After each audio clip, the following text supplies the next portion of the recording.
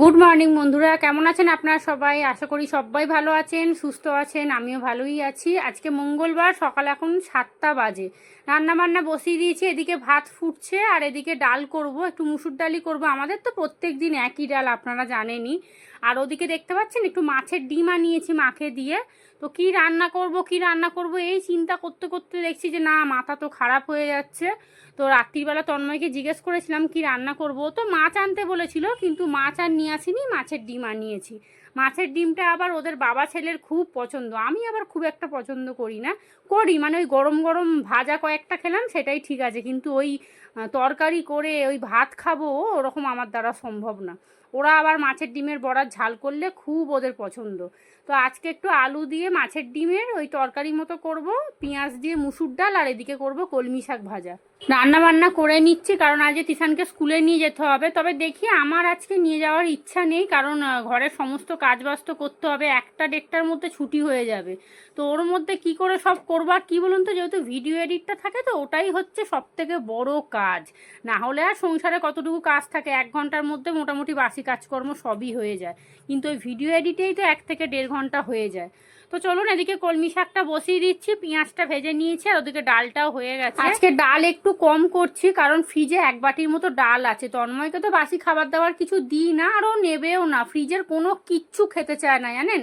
একমাত্র এই বেলার যদি একটু তরকারি থাকে, ওই রাত্রেবেলা হয়তো জোর করলে খাবে, আর না হলে খাবেই না। তবে হ্যাঁ, ভালো জিনিস খাবো, যেমন হচ্ছে মাংস।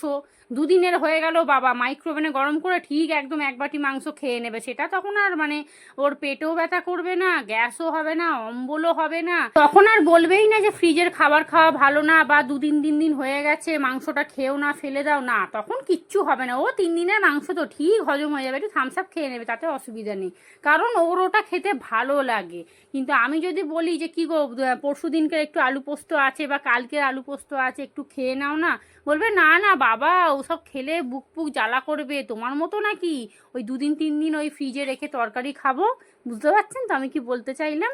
তো চলুন, এখানে কলমি শাকটা বসিয়ে দিয়েছি প্রেশার কুকারে। না ওই কি বললাম যেন ভুলে যাচ্ছি, দেখছেন ওই মাছের ডিমের যে বড়াটা করব, তো সেটার আলুটা বসিয়েছি। 2টো সিটি মেরে নিই, 8টা বাজতে জানেন, এবার চা বসাতে হবে, নাহলে এক্ষুনি চা চা করে মাথা খারাপ করে দেবে। আর এদিকে মাছের ডিমটা এখানে মাখছি, ওই বেশি কিছু না, ওই পেঁয়াজ কুচি, একটু কাঁচা লঙ্কা কুচি দিলাম, নুন দিয়েছি, হলুদ দিয়েছি। আর এই দেখুন, এখানে আমার মা চালগুড়ি দিয়েছিল, এটা আমার মেজদার দোকানের চালগুড়ি। তো দেখছি ভালোই আছে, পোকা টোকা কিচ্ছু নেই, মানে 4 চোখ বার করে একদম ভালো করে দেখলাম। পোকা দেখবেন দেখা যায় না, ভিতরে ভিতরে থাকে সাদা সাদা পোকা, কিন্তু অনেকক্ষণ ধরে দেখলাম না ভালোই আছে, ফেলার মতো না। কিন্তু আমি ভাবছিলাম ফেলেই দেবো প্যাকেটটা ধরে, তারপর খুলেই দেখলাম যে না, পুরো ফ্রেশ একদম। এদিকে কলমি শাক ভাজা হয়ে গেছে, একেবারে একদম কন্টেনারে তুলে রেখে দিচ্ছি তন্ময়ের জন্য, কারণ বারবার ধরে আবার সেই তুলবো, আবার সেই ভিতরে ঢুকিয়ে দেবো, তার থেকে বাবা একেবারেই কাজ শেষ করে দিই। আর এদিকে মাছের ডিমটা ভাজবো, ভালো করে মেখে নিচ্ছি। কাঁচা লঙ্কাটা একটু পরিমাণে বেশি দিলাম, ঝাল ঝাল না খেতে ভালো লাগে, কিন্তু তিশান তো আবার ঝাল খেতে পারবে না, একটা কাঁচা লঙ্কা মুখে পড়লেই ওরে বাবারে বলে চেঁচাবে এক্ষুনি জানেন। আর দেখছি জলটা দিতে না বেশ পাতলা হয়ে গেছে, অসুবিধা নেই, গ্যাসটা একটু আস্তে করে অনেকক্ষণ ধরে ভাজবো।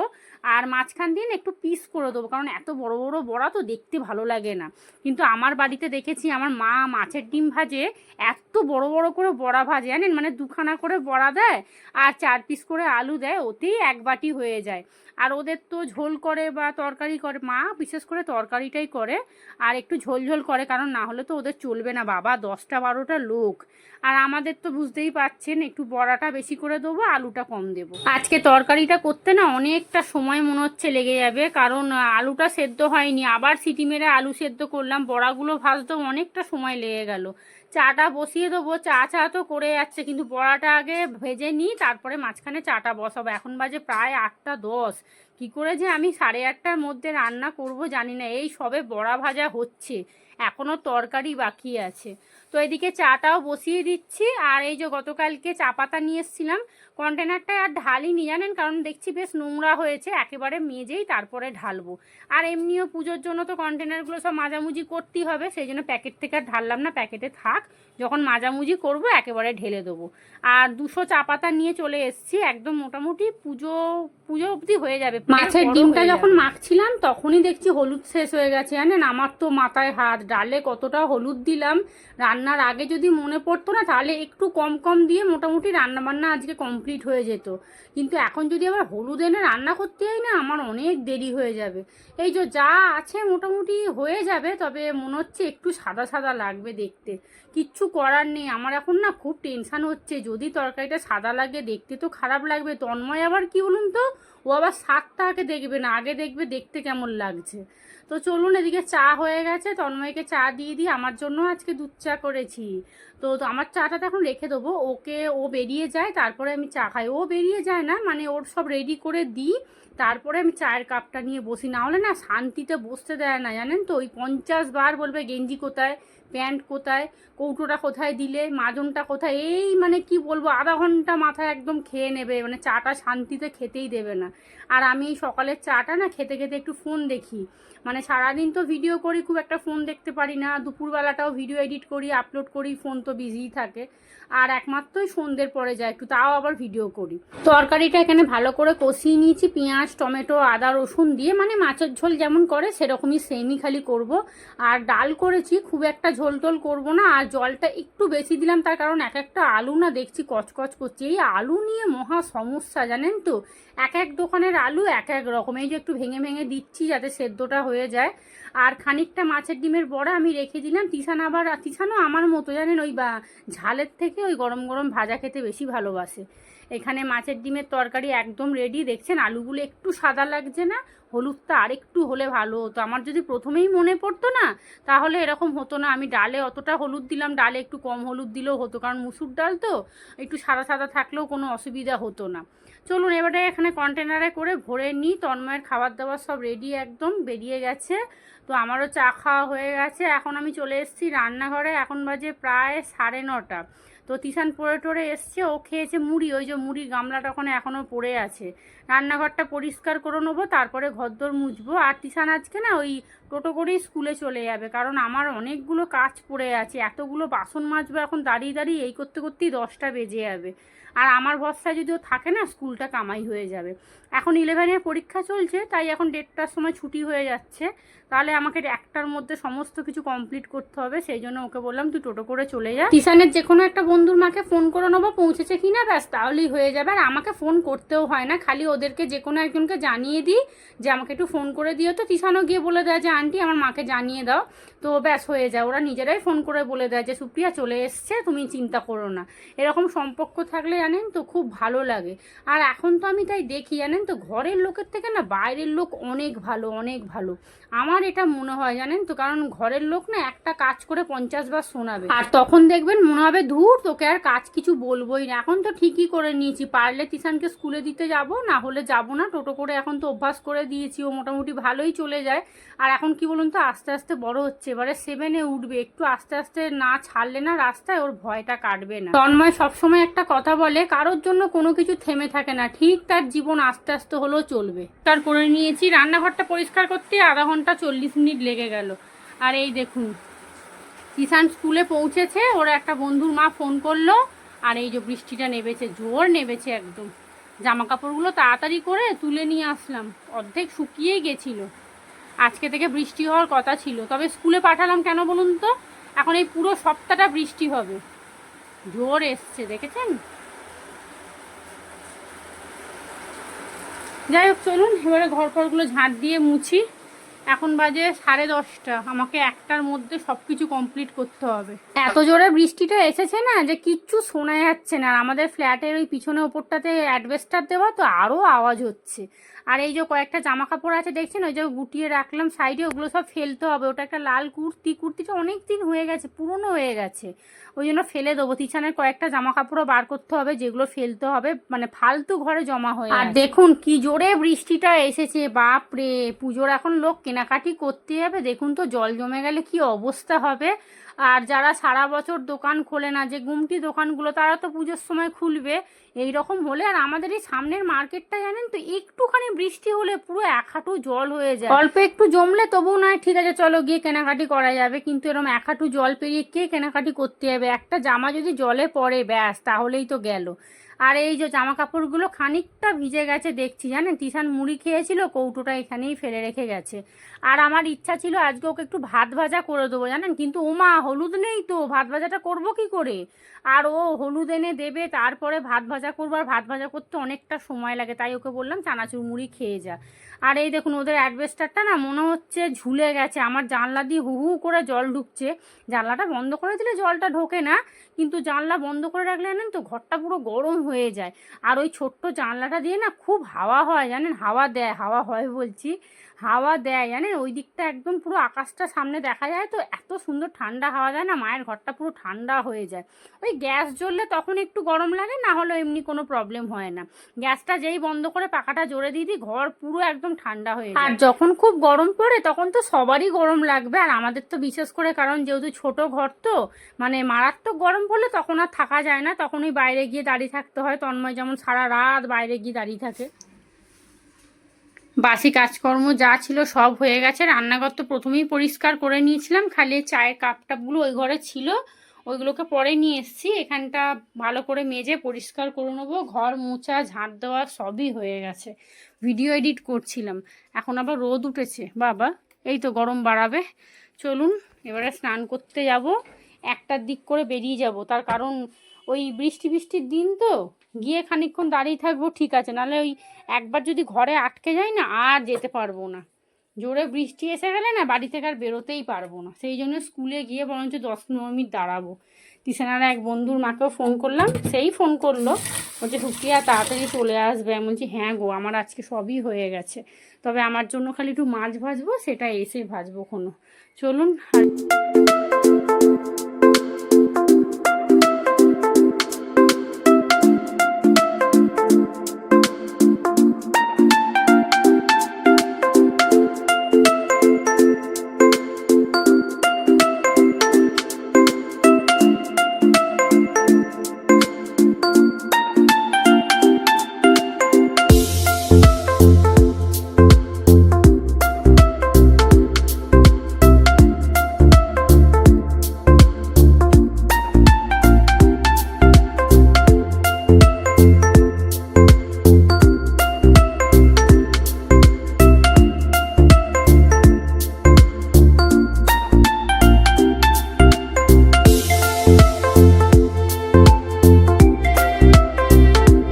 যাই কাজ করি না কেন দেখবেন পুজো দেওয়াটা হচ্ছে সব থেকে বড় কাজ। আর যখন পুজো দেবেন না দেখবেন মনের মধ্যে আলাদা একটা শান্তি চলে আসে।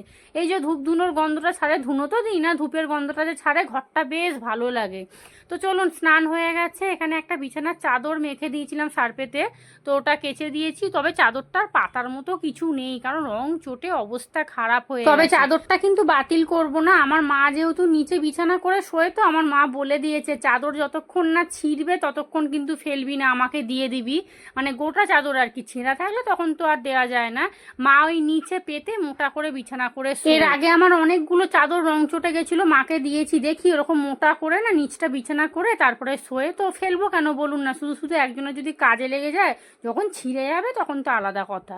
এখন বাজে প্রায় 1টা, চলুন এবার বেরিয়ে পড়ি। এই দেখুন সূর্যি মামা আবার উকি মারছে। কিষানকে চলুন নিয়ে চলে আসি, আর আমাকে এটিএমে টাকা তুলতে হবে জানেন। আমি ঠাকুর পুজো দিতে বসেছি, দেখছি নকুনদানা নেই একদম।